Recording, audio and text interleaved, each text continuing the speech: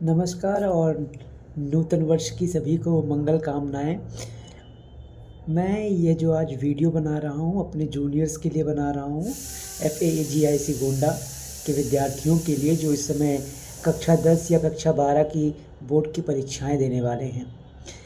गुरुदेव के आदेशानुसार और उनके वचनामृत से यह ज्ञात हुआ कि आगामी परीक्षाओं को लेकर के विद्यार्थियों के भीतर दबाव है, और जो कि स्वाभाविक है दबाव होना, क्योंकि विद्यार्थियों के अंदर सदैव परीक्षा को लेकर के कहीं ना कहीं दबाव रहता ही है। लेकिन हमें ध्यान इस बात पे देना है कि ये जो दबाव है, ये दबाव सकारात्मक भाव में होना चाहिए, क्योंकि यदि कोई भी वस्तु विशेष है वो सकारात्मकता दिखाती है तो उसका कहीं ना कहीं उपयोग जो होता है वो मूलभूत सही प्रकार से होता है। आपको एक उदाहरण के माध्यम से समझाऊंगा। वैसे ज़्यादा बोलने के काबिल तो मैं हूँ नहीं, बस ये समझ लीजिए कि जो मैं बोल रहा हूँ वो एक तरीके से गुरुदेव की ही वचन है जो मेरे मुंह से निकल रहे हैं, क्योंकि ये मस्तिष्क जो है उन्हीं का दिया हुआ है, और इसमें जितने भी विचार हैं, जितने भी सकारात्मक प्रभाव से उत्पन्न हुए विचार हैं, सब गुरुदेव जी के ही दिए हुए हैं। तो समझ लीजिए आपके पास बहुत अनमोल रत्न है, और उनकी बातें सुनिए, उनसे सीखिए। पहला मार्गदर्शन, अगर आपको अपने छोटे भाइयों बहनों की तरह देखकर मैं बोल रहा हूँ तो ये यही रहेगा कि आप उनसे सीखिए और आगे बढ़िए। बाकी बात करते हैं जो मैं उदाहरण देने वाला था। तो आपने सीटी सुनी होगी जो भी बज रही है, कुकर एक उदाहरण है कि कुकर में जब आप चावल पकाते हैं तो कहीं ना कहीं हमें चावल पकने के लिए कुछ दबाव, कुछ प्रेशर देना पड़ता है, जो कि कुकर स्वतः ही उत्पन्न करता है जब आप खाना बना रहे होते हैं। हालांकि इस समय अगर आप कक्षा 10 में हैं तो बहुत मुश्किल है कि आप खाना बना रहे हो, तो आपकी माताएं हो गई, बहनें हो गई, खाना बनाती होंगी। तो कहीं ना कहीं खाना पकने में दबाव का होना बहुत आवश्यक है, अन्यथा खाना नहीं पकेगा। ताप और दबाव, ये जीवन भी लगभग उसी तरह है।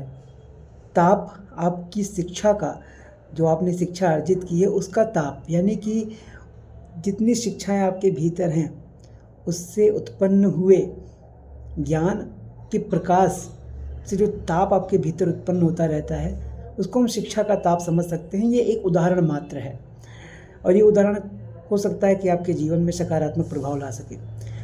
तो दबाव जब तक सकारात्मक भाव में रहेगा तब तक वो शुद्ध माना जाता है, लेकिन दबाव जब नकारात्मक रूप ले लेता है तब वो कहीं ना कहीं डिप्रेशन तक लेके चला जाता है, जिसका आजकल बहुत लोग शिकार हैं। तो आपके आगामी परीक्षाओं को लेकर के बस मैं गुरुदेव के आशीर्वाद से इतना ही कहना चाहता हूँ कि जिस प्रकार चावल को पकने के लिए एक उचित समय तक दबाव दिया जाता है ताकि चावल पक सके, उसी प्रकार यदि जीवन में परीक्षाएं आती हैं तो दबाव सकारात्मक रूप में लीजिए, अर्थात आप चिंतन कीजिए, चिंता हटा करके चिंतन कीजिए, यानी कि मनन कीजिए चीज़ों पर कि आपको जितनी भी विषय से रिलेटेड चीज़ें पढ़ाई गई हों वो याद हैं, नहीं याद हैं, कितनी याद हैं, पहले तो ये जांच लीजिए।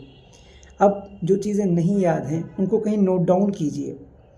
और सबसे ज़रूरी बात, आप जब देखते हैं कि आपके पास, मैं विज्ञान के विद्यार्थियों को लेकर के चल रहा हूँ, सबसे पहले तो जो विज्ञान के विद्यार्थी हैं वो ध्यान देंगे कि जैसे आपके पास भौतिक विज्ञान हो गया, रसायन विज्ञान हो गया और जीव विज्ञान हो गया, इंग्लिश हो गए और हिंदी सब्जेक्ट्स हैं, कला भी है अगर आपने ले रखी होंगी तो। ये कक्षा 11 वालों के लिए मैं बात कर रहा था, 10 वालों के लिए भी है, गणित है, विज्ञान में आपके जो फिजिक्स, केमिस्ट्री, बायोलॉजी है, सब इंक्लूड रहते हैं एक में ही।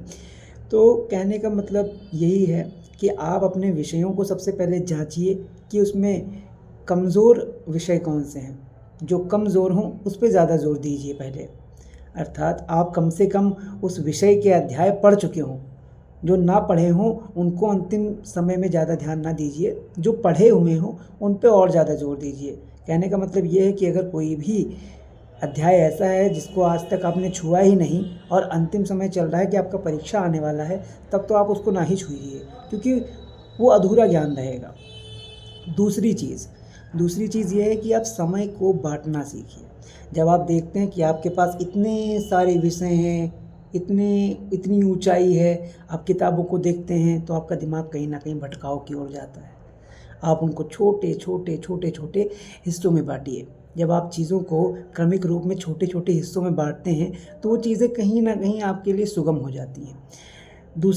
तीसरी बात ये है कि जब आप समय निर्धारित करते हैं और उस समय पर वह विषय या चैप्टर आप बोल सकते हैं नहीं पूरा होता, वह अध्याय पूरा नहीं होता उस विषय का, तो कहीं ना कहीं मन में एक खेद उत्पन्न होता है कि ये मुझसे नहीं हो पाया, क्या आगे और चीज़ें हो पाएंगी कि नहीं, और भी चीज़ें हैं, बहुत ज़्यादा हैं, क्या हम कर पाएंगे कि नहीं। तो जहाँ क्या क्यों कैसे ये चीज़ें अपने ऊपर आती हैं तो इंसान और दबाव महसूस करता है, और ये दबाव नकारात्मक दबाव है। आप समय न बांटिए, समय को किसी भी विषय के लिए पहले ना प्रयुक्त कीजिए। जब बिल्कुल समय ना बचा हो, अंत समय हो, तब आप छोटे छोटे खंड में बांटिए। पहले क्या कीजिए, आप दिवस, जैसे दिन है, शुरुआत हुआ तो शुरुआत के दिन में आप पूरे दिन का एक ब्यौरा देखिए कि आप उसको लिखिए कि आज के दिन मुझे ये चीज़ें करनी है इस रूप में। और तब तक ना सोइए रात में जब तक वो चीज़ें क्रमिक रूप से नहीं हो जा रही। जब आप ये महसूस कीजिए कि सारी चीज़ें उत्तम रूप से हो चुकी हैं, यानी आप पढ़ चुके हैं, आपको लिख के भी वो चीज़ें आ गई, आपने मनन किया, वो चीज़ें आपको बिल्कुल आपके दिमाग में कंठस्थ हो गई, अब आप आराम से सोइए। आप सुबह परीक्षा के दिवसों में अगर देर में भी उठते हैं कोई दिक्कत नहीं, हाँ, लेकिन जिस दिन परीक्षा हो उस दिन देर में ना उठिएगा, उस दिन आप जल्दी उठिएगा। कहने का पूरा मतलब ये है कि परीक्षाओं को लेकर के बोझ ना समझा जाए, परीक्षाओं को एक अवसर समझा जाए। एक परीक्षा आपके जीवन का निर्धारण नहीं करती, लेकिन एक परीक्षा आपको बहुत कुछ सिखाने के लिए उत्तरदायी होती है। तो जो आपके लिए सबसे अंतिम और सबसे उपदेशात्मक जो मेरा विचार रहेगा, आप कह सकते हैं, ये सब गुरु प्रदत्त ही है। ये सब माननीय श्री सर जी के ही द्वारा आया है, जिन्होंने मुझे प्रेरणा की है। तो मैं बस इतना कहना चाहूँगा कि जो आपका परीक्षाकालीन समय होता है उसमें आप स्ट्रेस लेना बिल्कुल कम कर दीजिए। आप चिंतन कीजिए किन चीज़ों पर, जो चीज़ें आप पढ़ चुके हैं, जो आपको पढ़ाया जा चुका है, और आप क्रमिक रूप में हर सब्जेक्ट को व्यवस्थित कीजिए। जब आप व्यवस्था के अंतर्गत चलते हैं तो आपको कोई भी प्रेशर नेगेटिव वे में नहीं होता। ये आप महसूस करेंगे। अभी जो आपके पास दिन बचे हैं और उन दिनों में आप धीरे धीरे धीरे करके थोड़ा इन चीज़ों को प्रभाव में लाइए। और मेरी तो मनोकामना पूरे हृदय से यही रहेगी कि आप लोग बहुत ही अच्छा करें परीक्षा में और बहुत उत्तम अंक प्राप्त करें, ताकि हमारे कॉलेज का, हमारे गुरुओं का नाम बहुत ऊपर जाए और आप लोग सर्वश्रेष्ठ पदों पर आसीन हों। राधे राधे जी।